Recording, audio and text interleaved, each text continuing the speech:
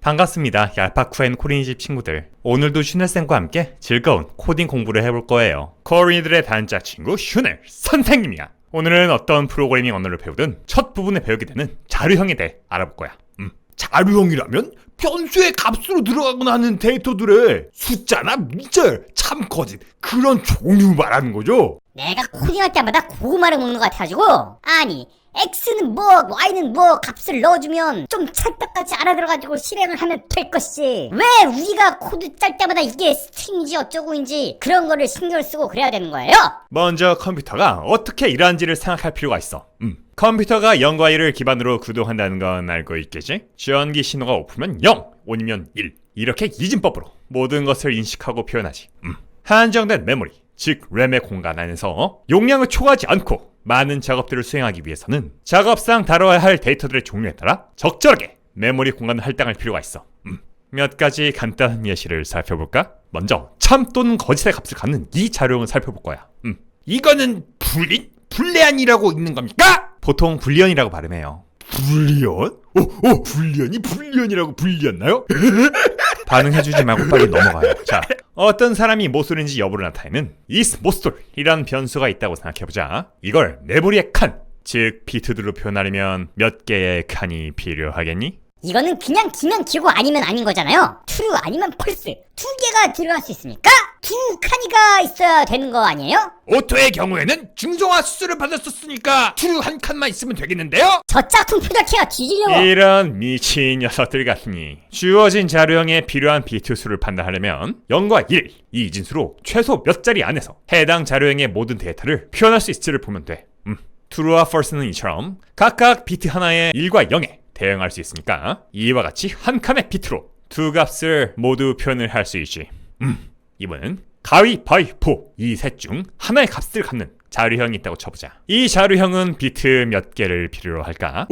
이번엔 제가 해볼게요. 제가 이거 맞춰볼게요. 가위바위보에 가질 수 있는 3은 2의 1승보다는 크고 2의 2승보다는 작으니까 이진수 두 자리면 충분하겠죠? 00은 가위, 01은 바위, 10은 보, 이런 식으로 할당을 하면 되니까 비트 두 개로 표현할 수 있는 거잖아요. 우리 구스타프가 개념을 제대로 잡았구나. 그럼 값의 가지수가 정해진 다른 자료형들도 이런 식으로 필요한 크기를 짐작할 수 있겠네요. 예를 들면 월화수목금토일 이렇게 요일을 나타내는 자료형이 있다면 7은 2의 2승과 2의 3승 사이에 있는 거니까 이렇게 비트 3칸의 조합으로 모든 요일을 나타낼 수 있는 거일 거고요. 다들 잘 이해했네요. 실제 자료형들이 데이터를 메모리에 저장하는 방식들은 보통 이 예시들보다는 복잡하지만 중요한 건 언어마다의 각 자료형은 각각의 범주에 포함되는 모든 데이터들을 가장 효율적으로 저장해서 메모리를 절약할 수 있도록 설계되어 있다는 거예요. 자료형은 데이터를 저장할 때뿐 아니라 주요 방식들은 보통 이 예시들이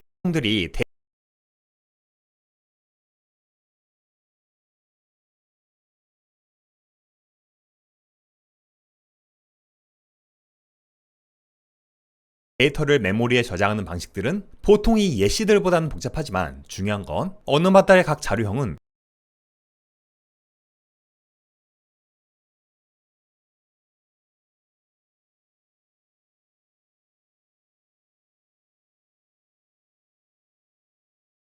각각의 범주에 포함되는 모든 데이터들을 가장 효율적으로 저장해서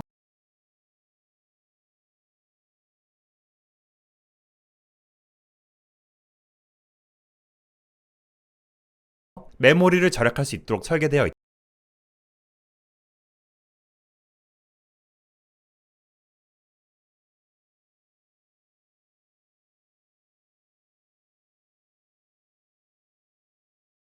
있다는 거예요. 자료형은 데이터를 저장할 때뿐 아니라 주어진 위치에서 데이터를 읽을 때도 중요하지.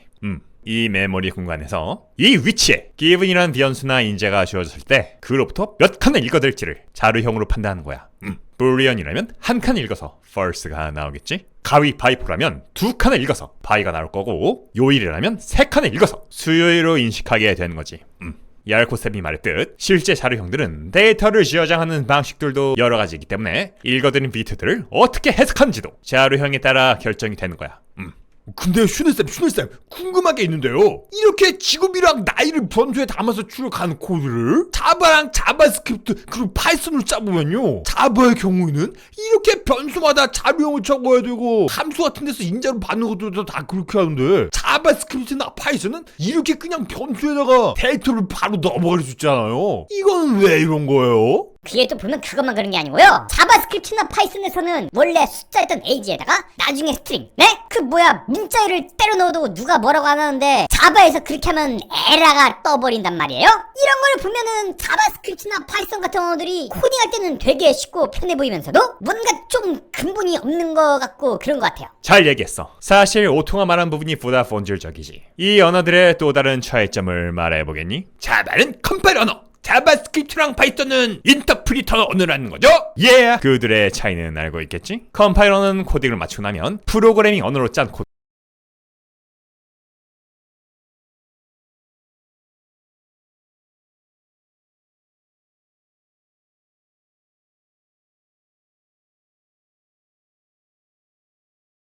코드를 컴파일이라는 과정을 통해서 다른 형태로 바꿔주게 돼.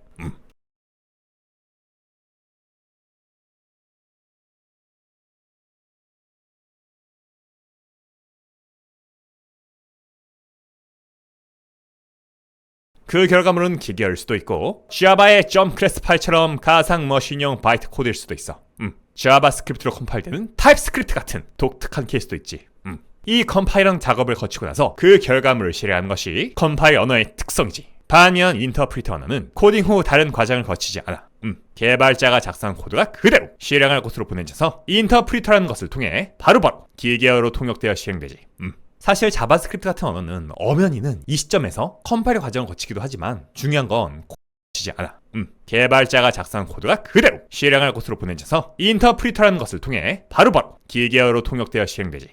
사실 자바스크립트 같은 언어는 엄연히는 이 시점에서 컴파일 과정을 거치기도 하지만 중요한 건 코드가 실행되기 전인 이 개발 과정에는 컴파일한 작업이 컴파일 언어에는 포함되고 인터프리터 언어에서는 포함되지 않는다는 거예요. 근데 그게 자료형이랑은 무슨 상관이 있는 거예요? 예외들 있지만 보통 컴파일 언어들은 정적 타입, 인터프리터 언어들은 동적 타입의 자료형을 갖고 있어. 주형적 타입이란 아까의 자바 코드에서처럼 변수 등에 지정된 자료형을 바꿀 수 없는 것을 말해.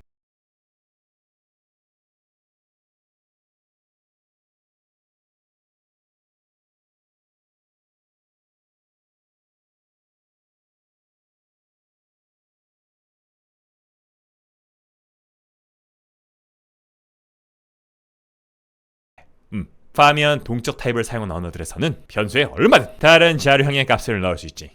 널리 사용되는 언어들은 일반적으로 컴파일 언어와 인터프리터 언어가 각각 정적 타입과 동적 타입을 갖고 있는 걸 볼 수 있어.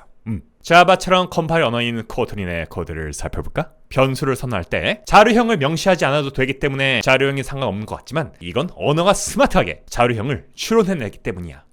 한번 정수값을 넣은 변수에 문자열 값을 넣으면 이처럼 오류가 뜨는 것을 볼 수 있지. 일반적으로 컴파일 언어가 정적 타입, 인터프리터 언어가 동적 타입을 쓰는 데는 여러 이유가 있지만 이런 점도 생각해 볼 수 있어요. 컴파일 언어는 코드를 실행하거나 배포하기 전, 즉 개발 과정에서 컴파일한 과정을 거치기 때문에 코드 중 철자나 문법상의 오류가 있을 때 이 단계에서 오류를 발생시켜서 잡아낼 수 있어요. 이 영상에서 얘기했던 컴파일 오류를 말하는 거죠?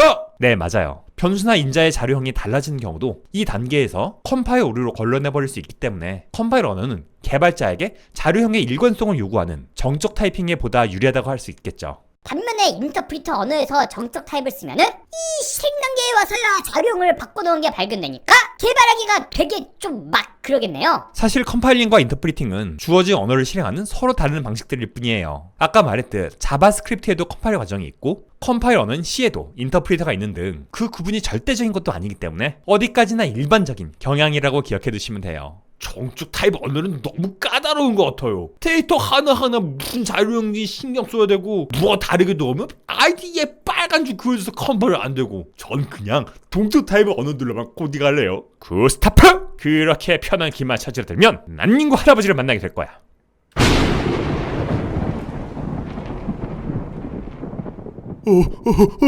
동적 타입 언어는 간단한 코드를 짤 때는 편리하지만 프로젝트 규모가 커지면 숫자형 함수에 문자열이 들어가버린 등 자료형이 잘못 들어감으로 인한 런타임 오류의 위험성이 커지게 돼. 코딩 중에는 자료형의 일관성이 강조되지 않기 때문에 실행 시점이 되어서 문제가 터져버릴 수 있는 거지. 때문에 동적 타입을 쓰는 언어를 사용할 때는 더더욱 자료형 때문에 발생할 수 있는 오류에 신경 써야 해.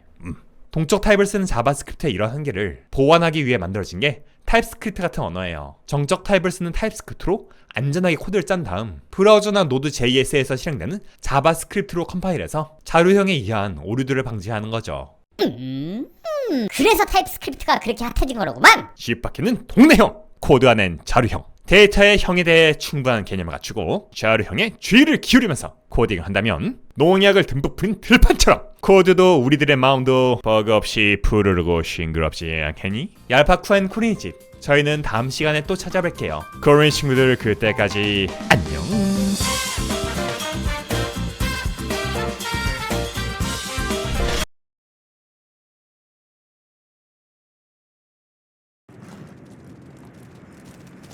블루 프로토콜 한국 현지화 테스트가 시작됩니다. 9월 15일부터 9월 17일까지 PC로 펼쳐지는 새로운 모험을 차에서 듣는 얄코 라디오 첫 번째 방송 시작합니다. 저는 얄팍한 유튜버 얄코. 저 미친독이 미토예요. 내 목소리 이게 아니었는데? 그 웹 공격과 방어 영상에서는 제 목소리랑 똑같았는데 여기서도 그러면 저랑 겹치니까 앞으로는 그 목소리로. 설정 오류네요, 설정 오류. 그리고 마지막 기억이 좀 흐릿한데? 사자한테 보안 가지고 막 뭐라고 하다가 뒤졌구나 그때. 지금 죽여놓고 되살려다가 부캐로 쓰겠다는 거 아니에요? 목소리는 헬륨 매겨가지고. 부캐랑은 좀 다른 개념인데 여튼 자, 이 얄코 라디오 컨텐츠는요, 오늘 다룰 자바 관련 용어들처럼 딱히 시각자료 없이도 설명 가능한 용어나 개념들을 굳이 화면 들여다볼 필요 없이 출근길에 운전하면서 아니면 혼자 식사하시면서 또는 그냥 소파에 눈 감고 편히 앉아 쉬면서 가볍게 귀로만 들으실 수 있도록 기획한 컨텐츠입니다. 그냥 당신이 영상 만들기 편하려고 기획한 느낌인데? 그래픽 작업 안 하고 싶어서 이러는 거 아니에요?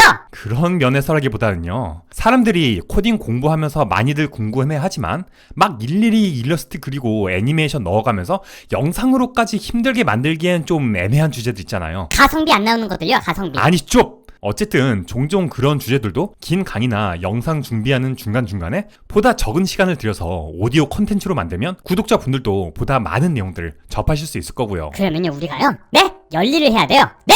가성비를 챙겼으니까요, 좋은 컨텐츠들을 아주 그냥 뿜어야 누가 뭐라고 안 하는 거거든요? 자, 여러분은요, 막장 코딩 방송 얄코 라디오를 함께하고 계시고요, 오늘 주제는요, JVM이랑요, JR이랑요, JDK랑요, 또 없나? 이것들 이렇게 알아볼 거예요. 이번 화는 시범 운행 같은 거라고 생각해 주시고요. 이러한 진행으로 괜찮다면 이후 본격적으로 여러분이 궁금해하시는 내용들로 자주 찾아뵙겠습니다. 자, JVM과 JRE 그리고 JDK, 자바 배우시는 분들은 다 접해보셨을 용어들이죠. 특히 이 JVM이란 용어는 자바 코드보다도 먼저 보셨을 거예요. 자바 가상 머신이다, 뭐 한 번 작성해서 어디에 써든 실행한다, 이런 말들 초반 이론 부분에서 많이들 들으셨을 텐데 이게 구체적으로 무슨 뜻이죠? 거기에 머신이란 말이 들어서 사람 헷갈리게 만드는데 그냥 프로그램이에요, 프로그램. JVM은 그냥 프로그램이다. 그럼 뭐 하는 프로그램이냐? 우리가 코딩할 때 쓰는 자바나 C, 파이썬 같은 언어들은 사실 우리 같은 사람이나 토끼가 보기 편하려고 만드는 거란 말이에요. 컴퓨터는 이거 못 읽어요. 컴퓨터는 0이랑 1만 알아듣는 거, 이거 다 알잖아요. 제가 여러분을 존중을 하기 때문에 이거 다 안다고 가정하고 내가 얘기를 하는 거거든요. 그러니까 이 컴퓨터나 애들은 0, 1, 0, 0, 1, 0, 0, 1, 1, 1, 0 막 이렇게 쓴 걸 갖다 줘야 알아먹는다는 얘기죠. 기계어라고 하죠. 이진수로 된 바이너리로 작성된 언어. 근데 이 기어는 또 우리가 읽고 작성하기엔 토나거든요. 모니터에 막 110010, 1110, 0010 이렇게 써있으면 어떻게 읽어요 그걸? 이걸로 실무 코딩할 수 있는 개체는 토끼 중엔 없어요, 제가 알기로는. 뭐 저희 인간 중에서도 의미 있는 명수는 안 나올 거예요. 폰 노이만이 그랬다는데 뭐 그것도 많이 단순한 옛날 프로그램이고, 우리도 그 용군 갔던 손주분은 좀 가능하시지 않을까, 그 정도죠. 여튼 우리가 읽고 작성할 수 있는 프로그래밍 언어를 컴퓨터가 알아들 수 있는 기계어로 바꿔. 여튼 우리가 읽고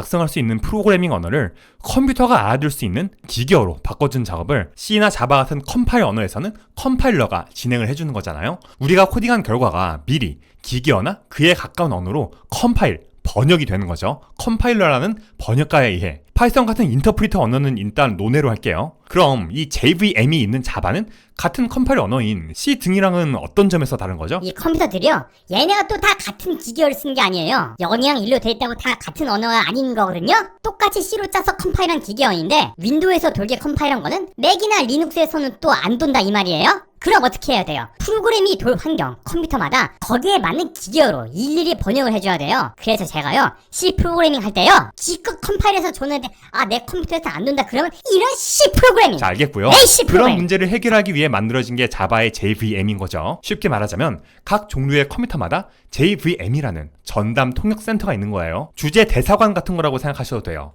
우리가 자바로 코딩을 하고 나서 컴파일을 하면 기계어는 아니고 바이트 코드란 게 생겨요. 사람이 쓴 자바 코드에서 컴퓨터가 읽는 기계어로의 중간 단계에 있는 코드라고 생각하면 돼요. 우리가 자바로 hello.java를 작성하고 나서 파워쉘이나 터미널에 있는 JVAC, 자바 컴파일러죠. 이 JVAC 띄고 hello.java 이 명령을 내리면 같은 위치에 hello.class가 만들어지는 거거든요. 이 .class 파일이 바이트 코드인 거예요. 자바를 컴파일해서 클래스 바이트 코드. 그렇게 노래로 외우는 거예요? 자바를 컴파일해서 클래스 바이트 코드. 안 잊어먹어요 이러면. 여튼 이 바이트 코드를 실행할 컴퓨터에 깔린 JVM에 갖다 주면 그 컴퓨터가 이 프로그램을 실행할 때 이 JVM이 바이트 코드를 그때그때 기계어로다가 통역을 해주는 거예요. 이 바이트 코드를 쓴다는 거에서 또 부수적으로 나오는 장점이 뭐냐면 자바뿐만이 아니라 그루비나 스칼라, 클로저 그리고 안드로이드 만들 때 접하는 코틀린 같은 언어들도 다 이 JVM 전용 바이트 코드로 컴파일이 되거든요. 그 언어들로도 JVM을 돌리는 기계에서의 프로그램을 짤 수 있는 거죠. 아니 그럼 자바나 코트린 말고 스클라나 그루비 갖다가도 안드로이드 앱을 만들 수 있는 거란 말이에요? 굳이 하자면 할 수 있어요. 자료나 그런 게 많지 않아서 그렇지. 하나만 더 언급하자면 이 JVM처럼 주어진 코드를 실행 시점에 그때그때 기계어로 통번역해주는 방식을 Just in Time Compile, 줄여서 JIT 컴파일이라고 하거든요. 이 JIT 컴파일러는 나중에 더 깊이 다뤄볼게요. 자바를 컴파일해서 클래스 바이트 코드 JVM에 넘겨주면 기계어로 번역이 된다. 뒷부분 갑자기 뭐예요? JIT 컴파일. 그 노래는 좀 아닌 것 같고요. 솔까 당신 목소리 해보기 민망한 거 나한테 짬 시키는 거 아니에요? 여하튼 JVM은 자바로 짜서 컴파일한 소프트웨어들이 JVM에 깔린 어떤 종류의 컴퓨터에서든 돌 수 있게 해주는 것, 이렇게 정리하면 되겠네요. 그래서 한 번 작성하면 모든 곳에서 실행한다. Write once, run anywhere. 이 WORA가 자바의 원칙인 거예요. WORA면 워라네 워라. 워라벨이란 말이 거기서 나온 거죠? 한 번 쓰고 논다고. 아니에요. 암튼 어딜 가든 간에 현금 뽑으려면 ATM 찾듯이 어떤 컴에서든 바이트 코드 돌리려면 JVM 찾으면 되는 것이다. 그건 라임 그럴듯하네요. 이젠 JRE로 넘어갈게요. JRE는 Java Runtime Environment의 약자죠. 자바 런타임. 자바가 뭐 달릴 시간이라는 거예요? 자바로 밤샘 코딩하면 달려보다 죽어봐라. 그러라고 언어 이름도 커피 이름으로 지었나 보네. 카페인 들이붓고 겁나 달리라고. 그건 아니고요. 자, 이 런타임이라는 게 컴파일 타임이랑 대조된 말이거든요. 컴파일이라는 건 아까 얘기한 그 번역 작업, 즉 코딩 다 하고 이걸 실행하거나 배포하기 전에 미리 해두는 번역 작업이잖아요. 그걸 하는 시점을 컴파일 타임이라고 하는 거고요. 런타임은 반대로 이걸 run, 실행하는 시점을 말해요. 그러니까 이 JRE, 자바 런타임 환경이라는 건 자바로 짠 소프트웨어가 컴파일 및 빌드까지 다 된 다음 이를 사용할 곳에 주어져서 실행이 될 때 그 환경 요소들로서 필요한 것들인 거죠. 실행되는 시점이면 하는 거고요. 런타임은 반대로 이걸 run, 실행하는 시점을 말해요. 그러니까 이 JRE, 자바 런타임 환경이라는 건 자바로 짠 소프트웨어가 컴파일 및 빌드까지 다 된 다음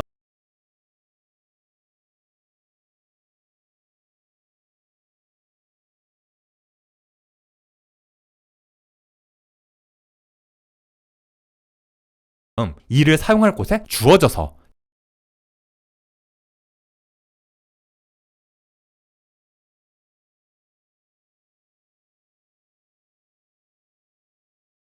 실행이 될 때 그 환경 요소들로서 필요한 것들인 거죠.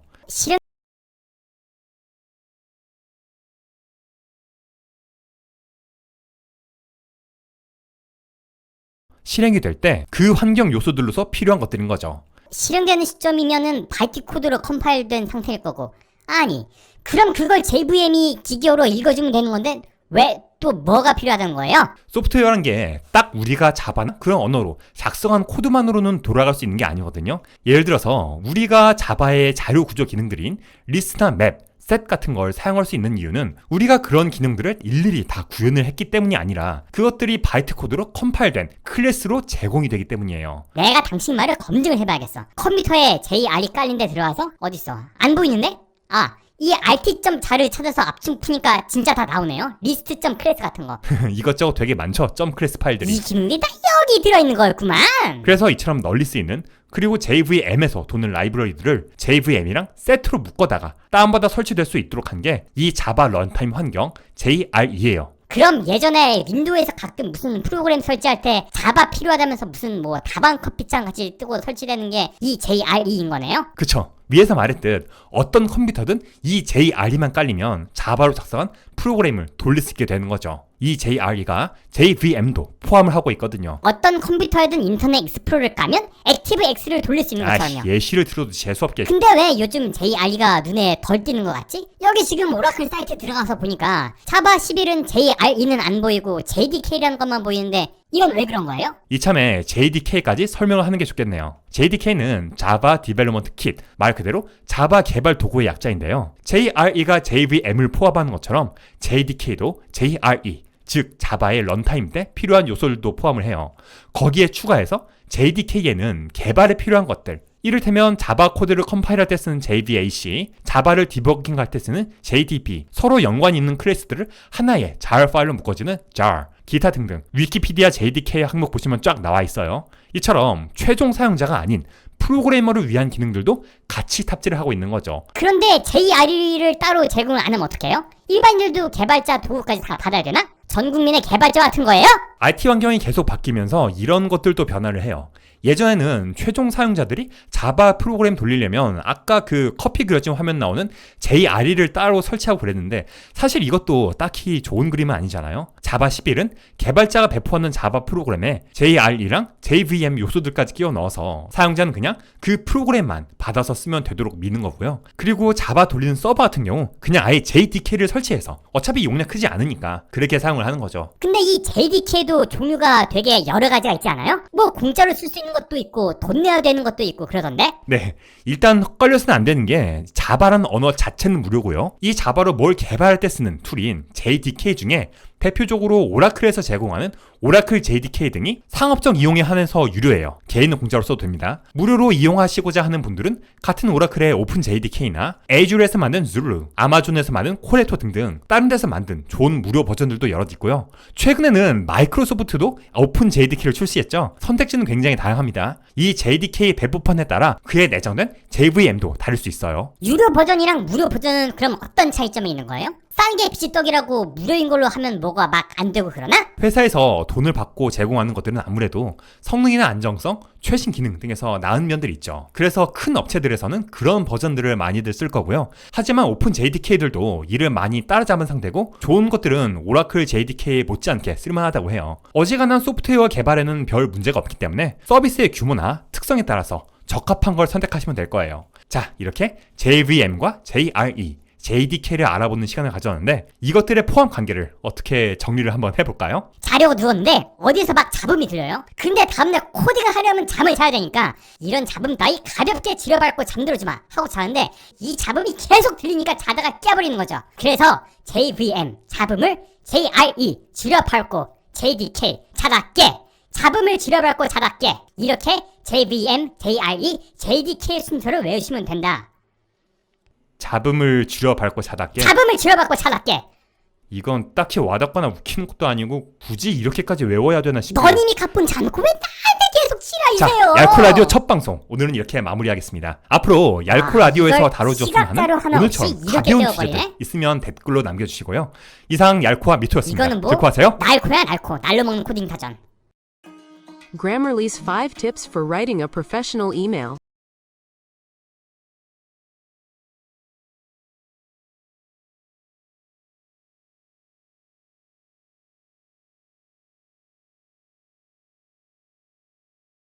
안녕하세요. 이번 시간에는 for-in 구문에 대해 한번 배워보겠습니다. 저번 시간에 for문을 이용해서 배열의 각 엘리먼트에 접근해 보았는데요. 객체의 각 속성에 대해 접근해 보고 싶은 경우에는 어떻게 할까요? 우선 저번 시간에 배웠던 코드를 다시 한번 살펴보겠습니다. 포문을 실행하면 변수 i가 배열의 각 엘리먼트의 인덱스를 나타내면서 각 배열의 엘리먼트에 접근을 할 수 있었는데요. 객체에서 각 속성에 접근하기 위해서는 이 변수가 객체의 속성의 이름을 나타낼 수 있으면 될 것입니다.